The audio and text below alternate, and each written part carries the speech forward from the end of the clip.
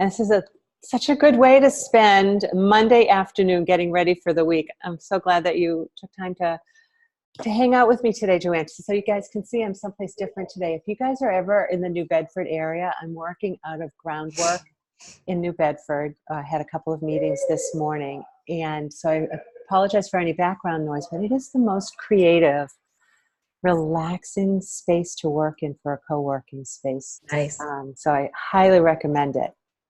But so today, we're just going to talk a little bit, like super chill conversation on this book and this topic that we've been talking about, digital minimalism. If you're on the Facebook chat, you can put your comments into the chat and I'll be monitoring it. And I'll let Joann know if you have any questions for her or for me. And same thing on the Zoom. If you're watching us on Zoom, you can go ahead in the chat. Let us know that you're here. We'd love to know you're here. But Joann, you were the first person I thought of when it came to me that I had to share this book, or at least the conversation. I listened to Donald Miller interviewing Cal Newton about digital minimalism, and I'm like, yes. I mean, that's so much of what I teach, and the irony is not lost on me that I am a digital marketing guide preaching about digital minimalism. And we're talking about this online, digital media. Yes, at your lunch hour. Don't go for that walk outdoors. Come listen to us. But people can listen to it anytime. But I think it's what you and I were talking about before we got started, which is you need it for business. You need to show up. People need to. You have a message that people need to hear, and there's only so many people you see in real life. So how do you get your message out there? And how do you do that with a strategy that doesn't suck away your energy?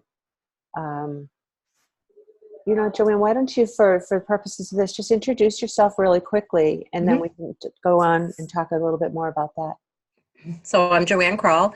I have been a professional organizer for 13 years now.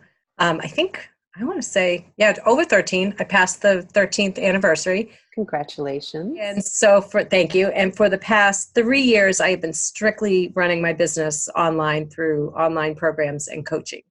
So oh, wow. Minimalism is a hot topic for me, for sure. Well, when we started today, even, you were like, well, when I think digital minimalism, I think more about all of the information that you're getting bombarded with.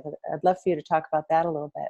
Yeah, I mean, so, as we've always tried to move from a paperless society, but I don't know that will truly ever happen. But we are getting much more information digitally through email, through downloading information, bookmarks, all of that, saving everything on our computers with even photos, right? Everything. So when I think of digital minimalism, I think about reducing all of that.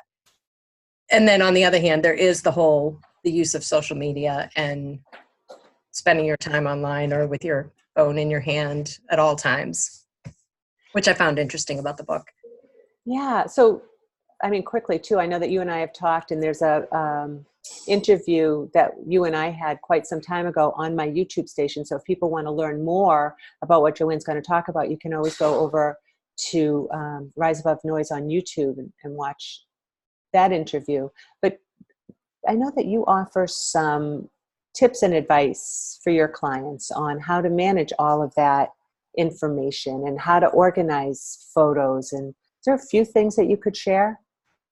Yeah, well, I mean, the first thing I always say is to minimize as much as you possibly can. So be really mindful about all of the things that you're signing up for on email.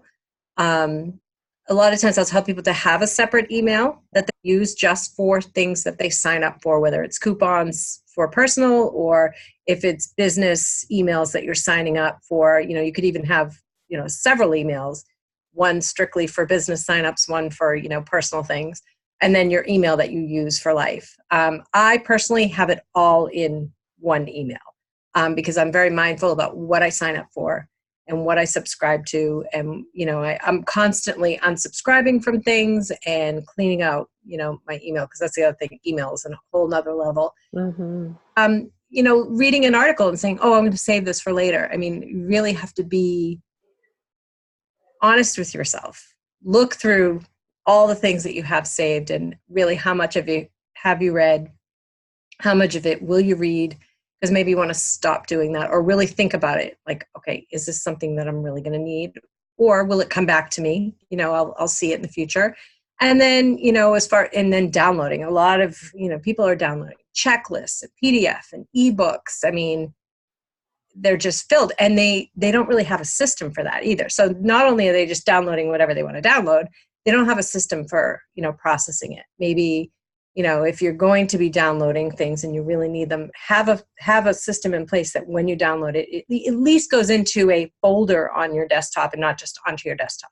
Maybe the folder says, to read, Right. books to read, or checklists for this, or however it makes sense for you to organize something. So it's really putting that in place, because we just have endless amount pretty much of space to store stuff. So we just grab and grab and grab. Oh, so true. And I think that's really important that you said it a few times while you were chatting, is to be really mindful. Yes. And so kind of that's where I go when I'm working with my clients or in my groups with people too, is really helping them figure out, we don't work as much as you do on organizing stuff coming in, but what I do is work on what's going out, because as I mentioned, you have to show up as a digital marketer, because if you're in business, you need to market. And so how do you do that?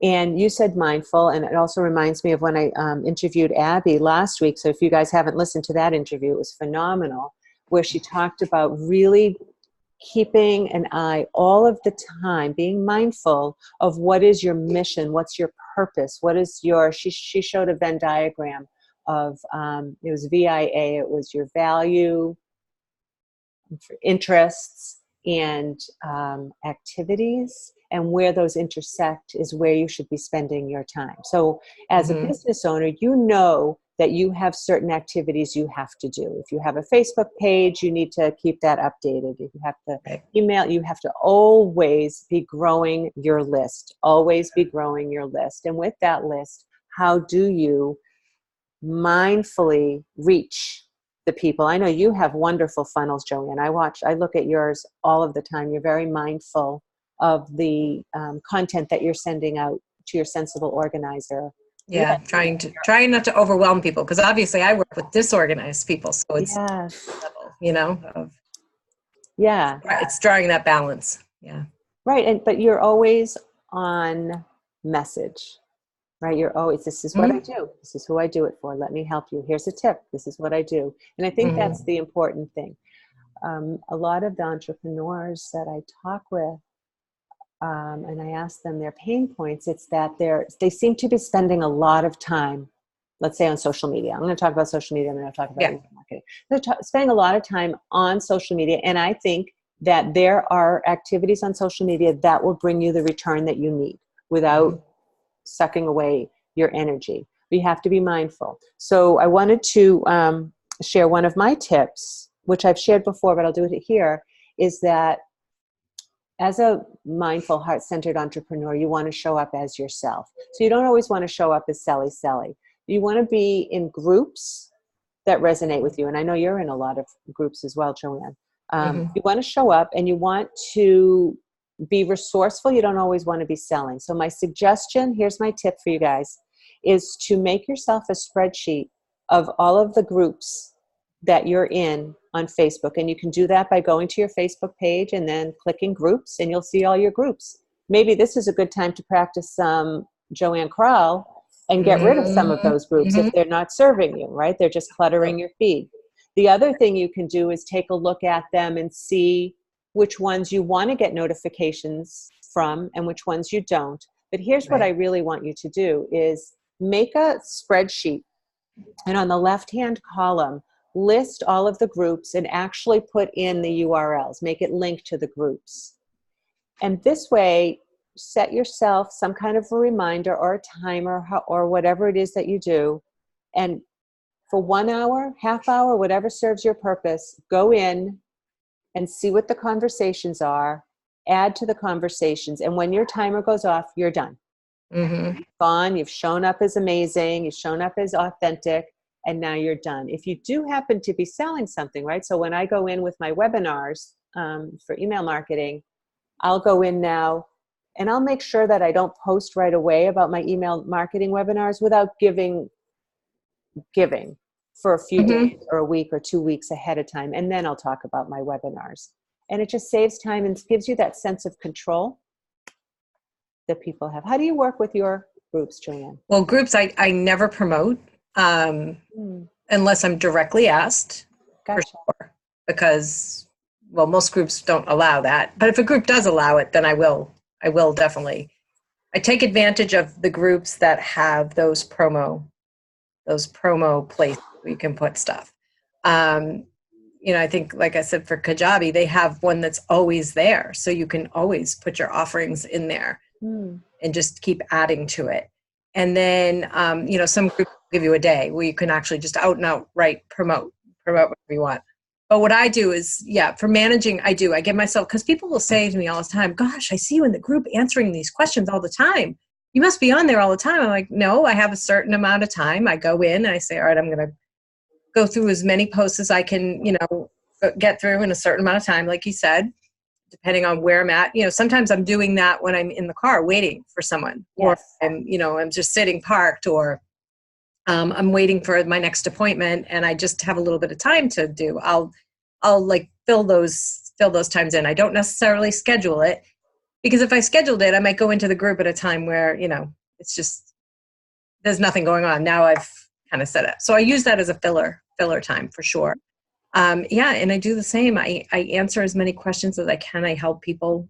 I see where people are struggling and I just pop my little comment in. I don't say anything that I'm a professional organizer. I just give my feedback and what I'm doing. And a lot of times people will click on your profile, and you got to make sure that your profile says who you are. Oh my goodness, the second they click on your profile, they're like, oh, that's why she's so knowledgeable about this and what she's. Yeah. So it usually. So there's step number 2. That is another takeaway, you guys. I have been checking people out as I meet them. I'm going to check you out everywhere. I'm going to check you out on LinkedIn. I'm going to check you out on Facebook. On your personal profile, like Joann just said, make sure you're linking to your website. Well, link it to your website, but linking to your business page if you have it, or at least say what it is you do for work, if that's possible. Sometimes people will say on LinkedIn too, they'll just say owner. Yes. No. Which nobody's searching for owner. Nope. Right? So say Absolutely. what it is, like the pain that you're solving for people. Yeah. LinkedIn, you can really, my profile is not super beefed up. I need to add media to it, but I have exactly what I do when people go in. And even on Instagram, same thing. I changed it back. I used to have it,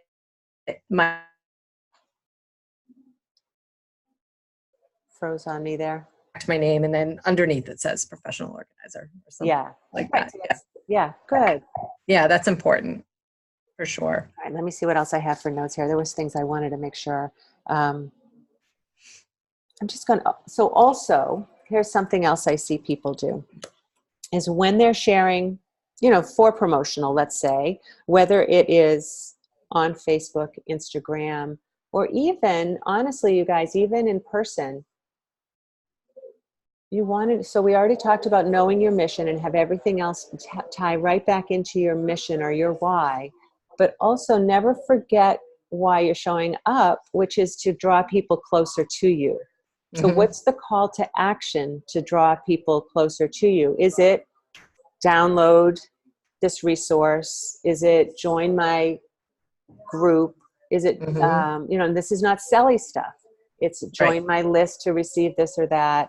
Get on a free call with me. So that's another important thing I want people to remember all the time is, why are you there? What are you doing? What's your call to action? Right. Exactly. Yeah. All right. So let me see what else. I got all these tips. Is anything else coming to your mind while I'm looking for another one? Yeah. I mean, and I think we talked about this before, just, knowing yourself when you go into social media for your work and you know that you need to post, you really have to think about, okay, I'm only going in for business.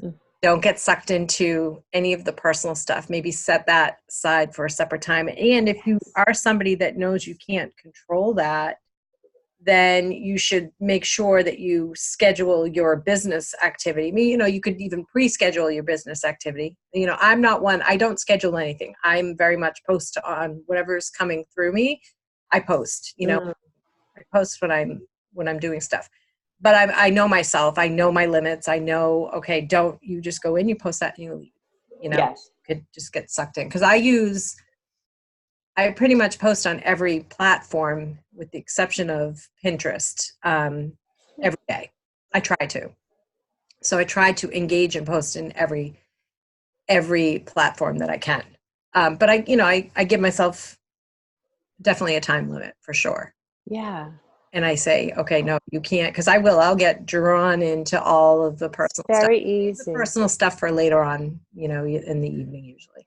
The whole thing about these platforms being built to keep you there is really, really fascinating. That was one of the Mm-hmm. things that was fascinating to me in the book Digital Minimalism, is that Mm-hmm. it's designed, it's like a drug. Yeah, It's designed designed to to be give you those addictive. doses of dopamine and that you want Mm-hmm. more of it, and you're looking for that like, and you're looking for that affirmation, and you're looking, you're putting your best face forward and looking for approval. And if Mm-hmm. you recognize that, then Yeah. it's easier to step away from it. Yes. I was watching a couple of people that I knew, and we had talked about their strategies. And they were able to get really great traffic by sharing here's what I'm looking at now, here's what I'm doing. So they shared a beautiful post and it got some likes. And so they boosted it and it got a lot more likes. And they were very, very happy with all of their likes. Mm.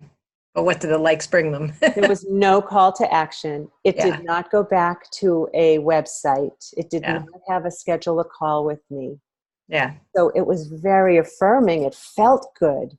Mm-hmm. But again, like, know what you're doing and why. I do use schedule as well, particularly because I implement for clients. So Right. I use either Yeah. Buffer or Hootsuite, or sometimes I just use the Facebook in-house scheduler there because sometimes I like it better. It's easier to tag Yeah.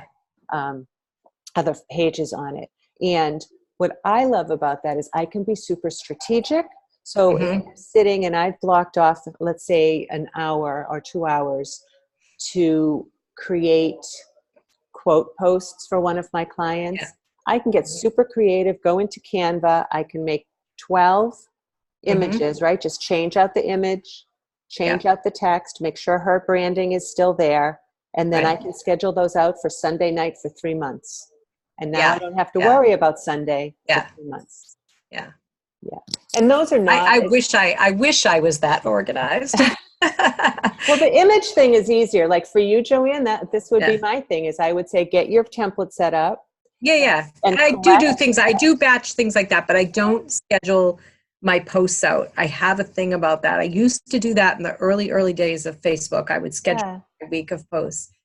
I don't know. I just feel like it's so noisy now that I feel like I want to be in the flow of whatever's happening Well, that you're so day. good at that. It just works. But I do have stuff ready. Like I have a whole list of topics. Okay, Yeah. the things I want to talk about. So I have something to pull from when I'm ready. If something Well, does. that's so important. Mhm. Yes. Where do you keep that? Do you just have like a list someplace? In Google Docs. Yeah, just You like guys do that. Do what Joanne said. Keep a list of topics all of the time. I tell people to keep a list of frequently asked questions. Any question yes, anybody ever asks you anytime, keep it in a whatever it is that you keep. yeah, I keep mine in Evernote. You keep yours in Google Docs. Some people keep hmm theirs on the phone. Some people keep it in a real notebook. yeah, Wherever it is, keep it, and then always write it down and always be thinking, even when you're driving, if you want to talk into your phone or whatever's safe for you, yeah, so that helps you to not have to waste time going looking for hmm content, which then takes right, you down the next rabbit hole. Oh, that was an interesting article. Oh, look, it links to 3 more articles. exactly, And then you're sucked right back into it. exactly.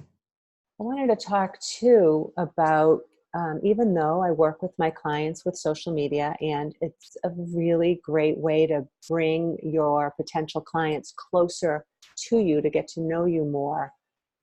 Lately, I've been really, really loving up the whole email Mhm. idea and the autoresponder sequences, and in particular, welcome sequences. Do you Mhm. have one of those? Do you have a lead generator? I do, and it's a work in process, but it is open. So Always. it's a quiz that people can take. When they get into the quiz, then they go into. I only have three emails right now for that. It's daily and it's tips. You know, it's like, okay, here's your. They take the quiz, they get their results if they want to opt in. They don't have to opt in. They get their results, but they don't get the tips if they don't Yeah. opt in. And then right now it's only 3 emails, but eventually it's going to lead into one more that's going to lead to a webinar for my paper, my digital, and then that will lead to a little bit of a small sales sequence after that. But there may be one more email in there before the webinar because not everybody that takes the quiz is there for paper and digital. Some are there for other stuff. So, Yeah. yeah. So once you got that set up, and I know it's some work, you know, creating and figuring it out, and I'm in the process of creating a new one myself. How does it make you feel knowing that that is available to people who are like checking you out, and then you want to bring them a little closer? What kind of feedback do you get? I love it because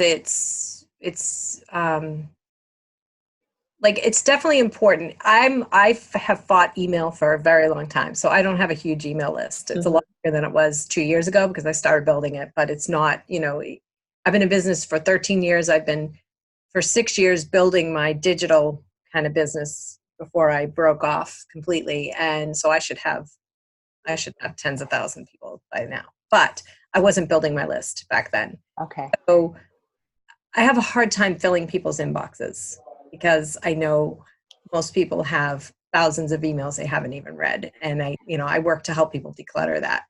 But then, people are like, but you're helping them, so you need to help them. Yes. Gotten over that point. And I said, all right. So um, I do like it because it is important because there are a lot of people who I will join. I join people's funnels all the time because I want to see what they're like. Sometimes I want to learn from them. Sometimes I just want to learn from their funnel. And there are some people that will email once and then you don't hear from them and you forget who they are. And you're like, Yes. I know there have been people on my list that are probably like, who is this person? Why is she emailing me? Because they signed up for my quiz or they signed up for my webinar, but they don't remember. Yes.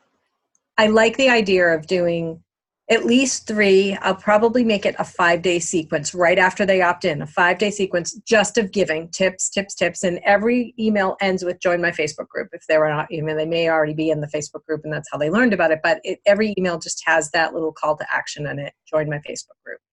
And then, like I said, it will lead into, all right, it's going to be an evergreen webinar. So here's my webinar, sign up, get in, and then go from there. If they don't want to sign up for that, so if they choose not to sign up for that, then the next step would be, okay, if you're interested in, this program or this program type of Right, thing. because you have the different programs. That's it. And then they'll be in my general email when I send out emails about Right, and the beauty is they have the option to opt out. The other, I love that, like that's your online lead generator. And I think the other thing is, so first you can tell people where the quiz is. Well, I think the best place to find it, let me just double check that it's still there because I've been messing around with it. Okay, you can pop it in the chat and I'll share it in the show notes too. Yeah, I think it's just on my page, but I'll look and keep talking. But okay. yes. And so I do a lot of in-person networking because I just love it. I just love being it's on my website with heart-centered entrepreneurs. And one of the things I love about the the welcome series is that when you only have 30 seconds to give your information at a networking event.